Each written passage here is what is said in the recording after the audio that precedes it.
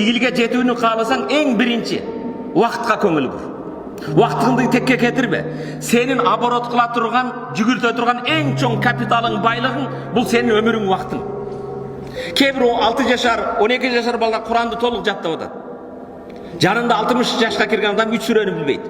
Эмне үчүн? Беркиде 24 сааты бар, сенде 24 саатың жокпу? Бул убакыттан пайдаланып атат. Кээ бирлер көп ийгиликке жетип атат. Ошондон убакыттан пайдаланып Имам Газали рахматуллахи алейхи айткан экен, керек болсо 24 сааттын ичине 48 саатты баткызгыла деп. Мүмкүн берсе ооба мүмкүн дейт. Мен дейт Имам Газали рахматуллахи алейхи, убакыттын ичинде Аллах Тааладан убакытка береке сурадым дейт.